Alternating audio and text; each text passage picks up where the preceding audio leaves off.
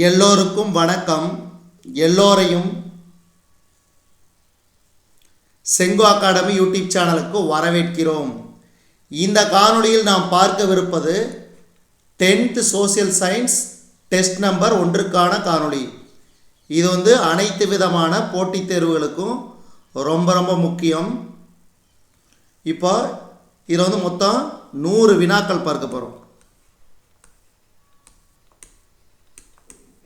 100 வினாக்கள் விடையுடன் பார்க்க போகிறோம். ஒவ்வொரு கேள்வி ரொம்ப முக்கியம். முதல் கேள்வி, முதல் உலகப் போரின் இறுதியில் நிலை குலைந்து போன 3 பெரும் பேரரசுகள் யாவை? இதுக்கு சரியான விடை ஜெர்மனி, ஆஸ்திரிய ஹங்கேரி, உதுமானியர். அடுத்து, 19ஆம் நூற்றாண்டு முடிவடையும் தருவாயில் கிழக்காசியாவில் உதயமான வலிமை வாய்ந்த நாடு ஜப்பான். அடுத்து, 3வது கேள்வி, ஏகாதிபத்தியம் முதலாளித்துவத்தின் உச்சக்கட்டம் என கூறியவர் யார்?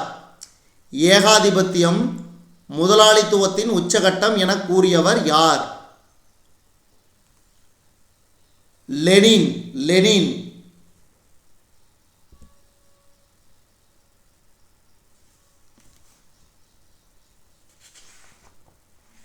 அடுத்து, மார்ன் போர் எதற்காக நினைவு கூறப்படுகிறது? பதுங்குகுழி போர் முறை. பன்னாட்டு சங்கத்தின் முதல் பொதுச் செயலாளர் எந்த நாட்டைச் சேர்ந்தவர்? Great Britain. பின்லாந்தை தாக்கியதற்காக பன்னாட்டு சங்கத்திலிருந்து வெளியேற்றப்பட்ட நாடு எது? பின்லாந்தை தாக்கியதற்காக பன்னாட்டு சங்கத்திலிருந்து வெளியேற்றப்பட்ட நாடு எது? ரஷ்யா. அடுத்து பாருங்க, கொடுக்கப்பட்ட கூற்றுகளில் எவை சரியானவை? துருக்கிய பேரரசு பால்கனில் துருக்கியர் அல்லாத பல இன மக்களை கொண்டிருந்தது. சரி. துருக்கிய மைய நாடுகள் பக்கம் நின்று போரிட்டது. துருக்கி மைய நாடுகள் பக்கம் நின்று போரிட்டது. சரி. பிரிட்டன் துருக்கியை தாக்கி கான்ஸ்டாண்டினோபிளை கைப்பற்றியது. இது தவறு. சூயஸ் கால்வாயை தாக்க துருக்கி மேற்கொண்ட முயற்சி முறியடிக்கப்பட்டது. சரி. அப்போ ஆப்ஷன் இ 1, 2 மற்றும் 4 சரி. அடுத்த கேள்வி, கூற்று காரணம் பாருங்க. ஜெர்மனியும் அமெரிக்காவும் மலிவான தொழிற்சாலை பொருட்களை உற்பத்தி செய்து இங்கிலாந்தின் சந்தையை கைப்பற்றின. சரி.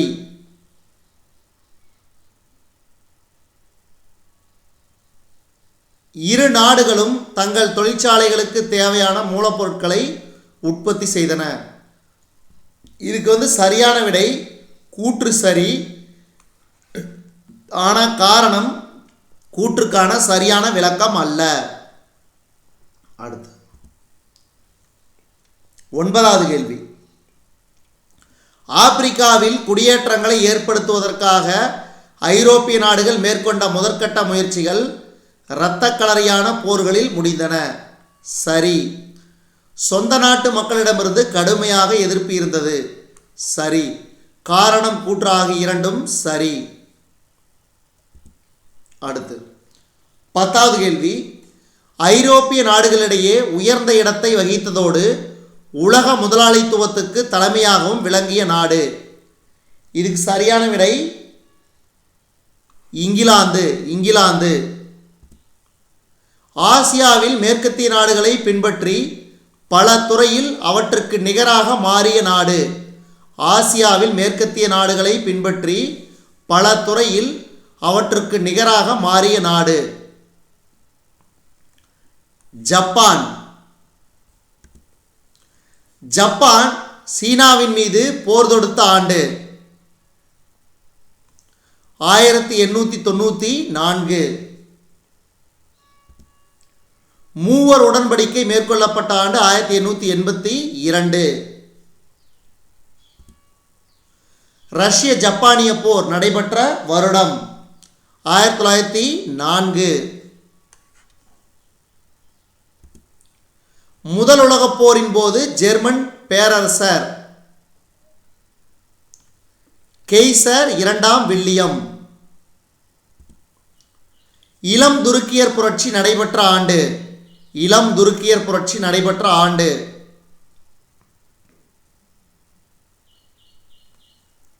1908. லண்டன் உடன்படிக்கை கையெழுத்தான ஆண்டு 1913 மே. டானன்பெர்க் போரில் பேரிழப்புகளை சந்தித்த நாடு ரஷ்யா. டேஸ் ஜீட்லாந்து போரில் வெற்றி பெற்றது இங்கிலாந்து.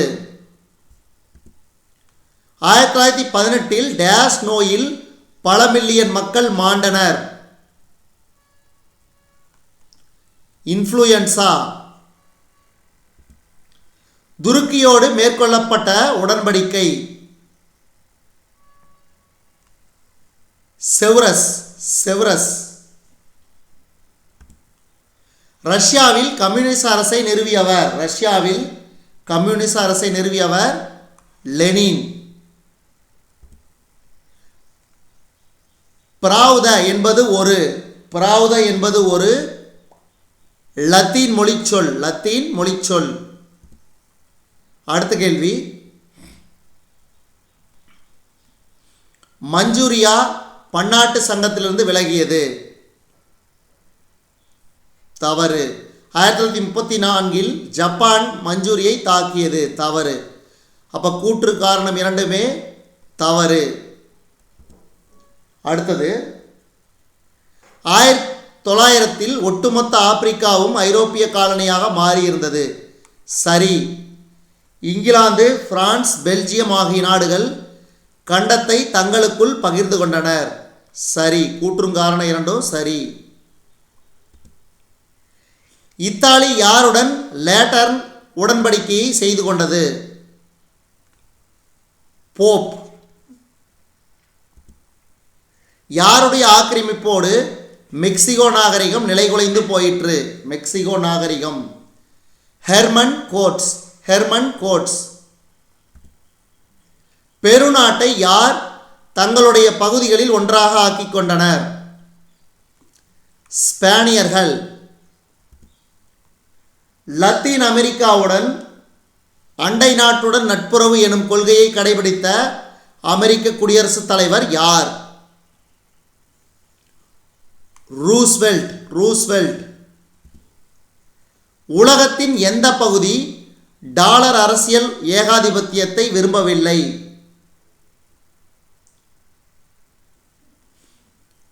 Latin America. அடுத்த கேள்வி, முதல் உலகப் போரின் போது ஆஸ்திரியாவை தெற்கு முனைப்போரில் தொடர்ந்து முனைப்புடன் ஈடுபட வைப்பதே இத்தாலியின் முக்கிய கடமையாக இருந்தது சரி. இத்தாலியை காட்டிலும் நீண்ட காலங்களித்தே ஜெர்மனி பாசிசத்தை கைக்கொண்டது சரி. அமெரிக்காவில் மிகப்பெரிய பங்குச்சந்தை வீழ்ச்சி 1929ஆம் ஆண்டு அக்டோபர் மாதம் 24ஆம் நாளில் ஏற்பட்டது சரி. ஆப்பிரிக்க தேசிய காங்கிரஸின் மீதான தடை 1966இல் விலக்கிக் கொண்டது. அப்போ இது தவறு. அப்போ முதல் மூன்றும் சரியான கூற்று. அடுத்து 32வது கேள்வி,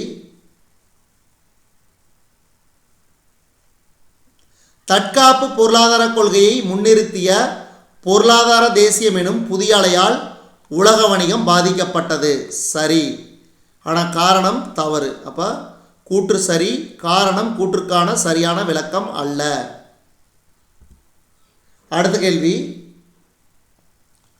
1884-85 நடைபெற்ற பெர்லின் காலனிய மாநாடு காலனியாதிக்க சக்திகள் ஆப்பிரிக்காவை தங்களின் செல்வாக்கு மண்டலங்களாக பிரித்து கொள்ளலாம் என தீர்மானித்தது சரி.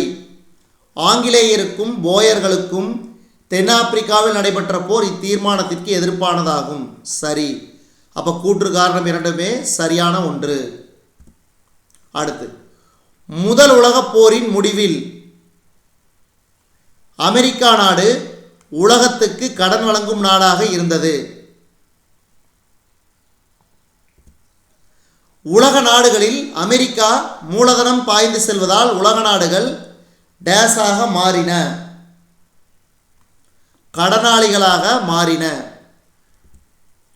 இங்கிலாந்தில் 1931ஆம் ஆண்டு பொதுத் தேர்தலில் டேஸ் கட்சி தோற்கடிக்கப்பட்டது. தொழிலாளர் கட்சி. மேற்கு ஐரோப்பாவில் பழைய ஆட்சி அதிகாரத்திற்கு எதிராக திரும்பிய நாடுகளுள் முதல் நாடு இத்தாலி. ரோம் அணிவகுப்பை தலைமையேற்று நடத்தியவர் முசோலினி. இத்தாலியில் தேர்தல் விதிமுறைக்கு உட்பட்டு நடைபெறவில்லை என கேள்வி எழுப்பியதால் கொலை செய்யப்பட்ட சோசலிஸ்டுகளின் தலைவர் மாட்டியோட்டி. லேட்டரன் உடன்படிக்கை 1929ஆம் ஆண்டு கையெழுத்தானது. ஹிட்லரை பின்பற்றியவர்கள் அணிந்த சட்டை பழுப்பு சட்டை. ஜெர்மனியில் பிஸ்மார்க்கால் தடை செய்யப்பட்ட கட்சி சமூக ஜனநாயக கட்சி. ஹிட்லரை எதிர்த்த கட்சி சமூக ஜனநாயக கட்சி. தென்னாப்பிரிக்காவில் தவறான புரிதல்களும் கருத்து வேற்றுமைகள் இருந்த போதிலும் ஸ்மட்ஸ் ஹெர்சா கூட்டணி 1939 வரை நீடித்தது. தென்னாப்பிரிக்கா ஒன்றியம் உதயமான வருடம் 1910. இது ரொம்ப ரொம்ப முக்கியம். போயர் போர்கள் எத்தனை ஆண்டுகள் நடந்தன? 3 ஆண்டுகள்.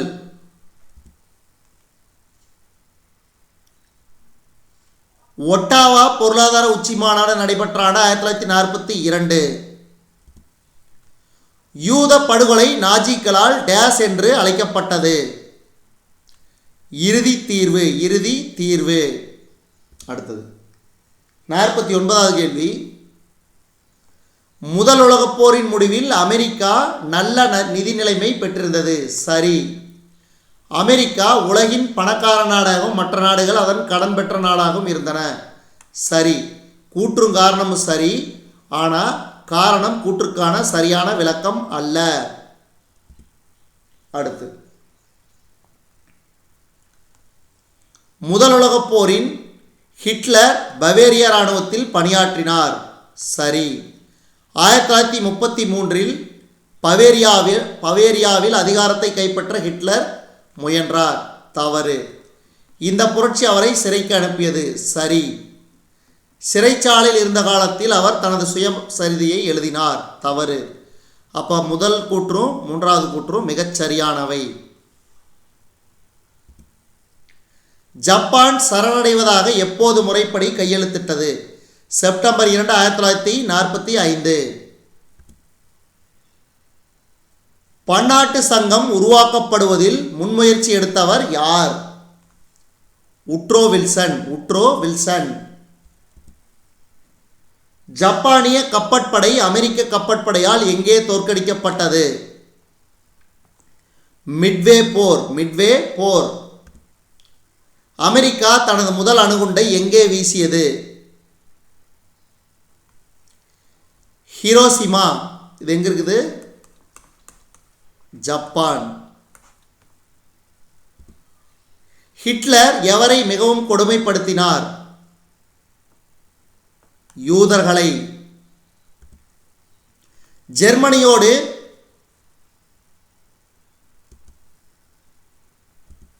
ஜெர்மனியோடு மியூனிச் உடன்படிக்கையில் கையெழுத்திட்ட பிரிட்டன் பிரதமர் சேம்பர்லின். எப்போது ஐக்கிய நாடுகள் சபையின் பட்டய சாசனம் கையெழுத்தானது? ஜூன் 26, 1945. அடுத்தது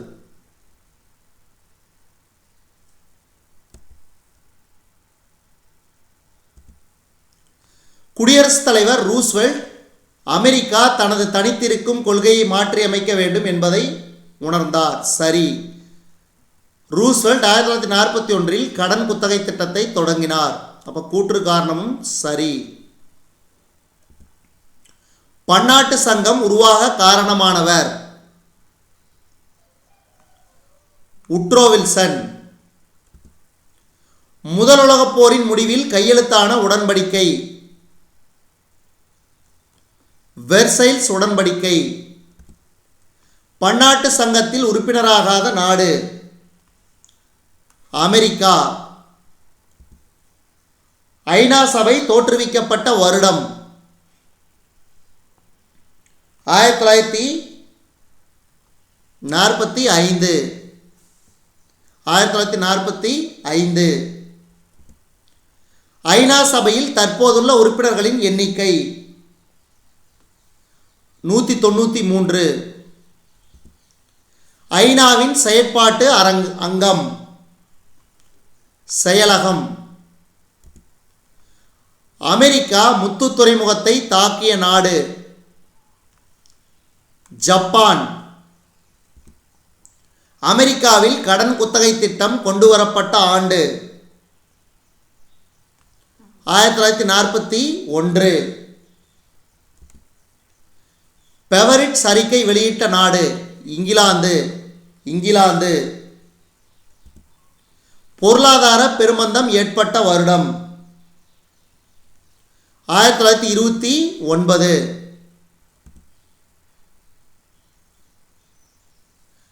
தேசிய சோசலிச கட்சியை நிறுவியவர் ஹிட்லர். மியூனிச் உடன்படிக்கையை இங்கிலாந்துடன் மேற்கொண்ட நாடு ஜெர்மனி. பிரெட்டன் வுட்ஸ் மாநாடு நடைபெற்ற ஆண்டு 1944. உலக வங்கி அமைந்துள்ள நகரம் வாஷிங்டன். மின்னல் வேக தாக்குதலை தொடுத்த நாடு ஜெர்மனி. ஐநா சபையில் உள்ள பாதுகாப்பு சபையானது டேஸ் உறுப்பினர்களை கொண்டது 15 உறுப்பினர்களை கொண்டது. பன்னாட்டு தொழிலாளர் அமைப்பின் தலைமையகம் ஜெனீவா. யூத மக்களின் பூர்வீக நாடு இஸ்ரேல். 1941 ஜூனில் ஜெர்மனி படைகள் டேஸ் மீது படையெடுத்தன ரஷ்யா. அடுத்து இந்த 4 கூற்றுல, அதாவது அமெரிக்கா ஜப்பானின் ஹிரோஷிமா நகர் மீது அணுகுண்டு வீசியது, மற்றொரு அணுகுண்டு நாகசாகி மீது வீசியது. இது ரெண்டும் சரி. முதல் 2 கூற்றும் தவறு. அப்ப 3, 4 மிகச்சரியானது. அடுத்தது 79க்கு முதல் 2 மட்டும் சரி. அதாவது ஐநாவிற்கான முதல் முயற்சி அமெரிக்காவில் பிரிட்டனிலும் இருந்து வந்தது.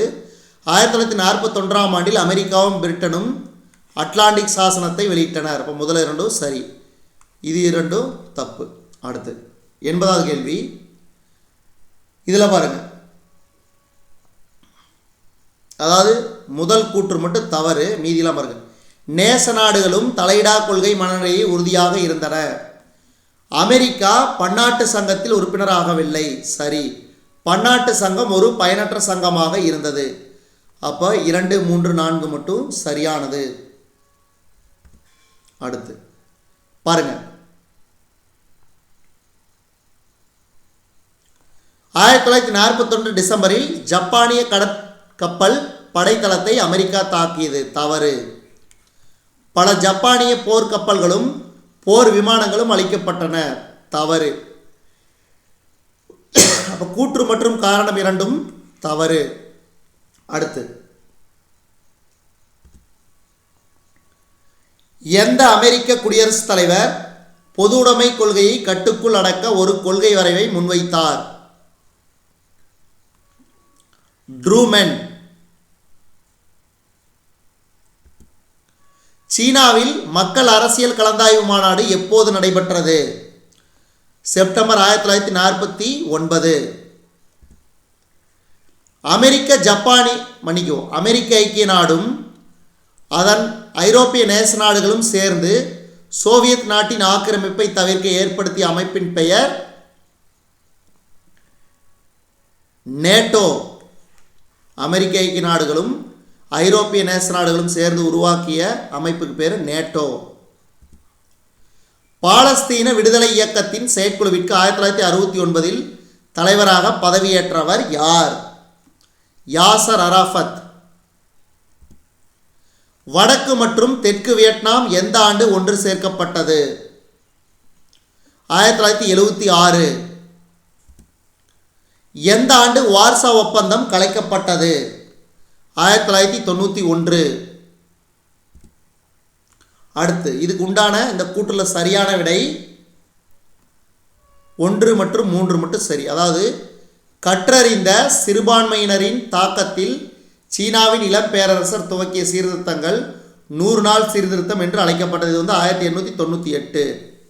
அடுத்து மஞ்சூரியா மீதும் ஜாண்டுங் மீதும் ஜப்பானிய பொருளாதார கட்டுப்பாட்டை விதிக்க யுவான் சிகோ உடன்பட்டதால் தேசியவாதிகள் பார்வையில் அவர் செல்வாக்கு இழந்தார். அப்போ 2 மற்றும் 4 தவறு. அடுத்து 89. இதுக்கு பாருங்க சரியான விடை. கிழக்கு ஐரோப்பாவில் 1948 சோவியத் நாடு நிறுவிய இடதுசாரி அரசுகளை சோவியத் இராணுவம் விடுதலை செய்தது. சரி. வடக்கு அட்லாண்டிக் பகுதியில் அமைதியையும் பாதுகாப்பையும் உறுதி செய்யவே நேட்டோ உருவாக்கப்பட்டது. இப்போ 3, 4 தவறு. இப்போ 1, 2 மட்டும் சரி. ஆப்ஷன் ஆ. அடுத்து பாருங்க 90வது கேள்வி. அமெரிக்காவின் மார்ஷல் திட்டம் போரில் பாதிக்கப்பட்ட ஐரோப்பிய நாடுகளின் மறு நிர்மாணத்திற்காக முன்வைக்கப்பட்டது. அமெரிக்க நாடு அத்திட்டத்தின் மூலம் மேற்கு ஐரோப்பிய நாடுகளை தன் செல்வாக்கின் கீழ் கொண்டு வர நினைத்தது. சரி. அப்போ பார்த்தீங்கன்னா கூற்றும் காரணமும் சரி. கூற்றை சரியாக விளக்குகிறது காரணம். நீண்ட வரலாற்றை கொண்ட டேஸ் நாகரிகம் ஐரோப்பாவை விட மேம்பட்டதாகும். சீன நாகரிகம். டேஸ் கழகம் சீனாவில் ஏற்பட்ட ஒரு முக்கிய எழுச்சியாகும். தைப்பிங் கழகம். கோமிங்டாங் எனும் தேசிய கட்சியை உருவாக்கியவர் டாக்டர் சன்யாட் சென்.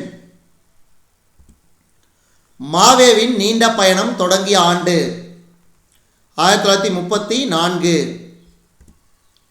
சோவியத் நாட்டின் ஆக்கிரமிப்பு போக்கை ஐரோப்பியாவிற்குள் தடை செய்த அமைப்பு நேட்டோ. தென்கிழக்கு ஆசிய நாடுகளின் கூட்டு பாதுகாப்பை முன்னிறுத்திய ஒப்பந்தம் சீட்டோ ஒப்பந்தம். நேட்டோவிற்கு எதிராக சோவியத் நாடு தன் ஆதரவு நாடுகளை கொண்டு உருவாக்கியது வார்சா ஒப்பந்தம். நேட்டோவிற்கு எதிராக சோவியத் நாடு தன் ஆதரவு நாடுகளை கொண்டு உருவாக்கியதே வார்சா ஒப்பந்தம். அமெரிக்க ஐக்கிய நாடுகள் தலைமையில் கூடிய முதலாளித்துவ நாடுகள் உலக அரசியல் டேஸ் என்றும் அழைக்கப்பட்டன. முதலாம் உலக நாடுகள். சோவியத் நாட்டின் தலைமையில் கூடிய பொது உடைமை நாடுகள் டேஸ் என்று வழங்கப்பட்டன. இரண்டாம் உலக நாடுகள். அமெரிக்கா சோவியத் ஆகிய 2 பிரிவிலும் சேராமல் வெளியிருந்த நாடுகள் டேஸ் என்று கூறினர். மூன்றாம் உலக நாடுகள். நன்றி, வணக்கம்.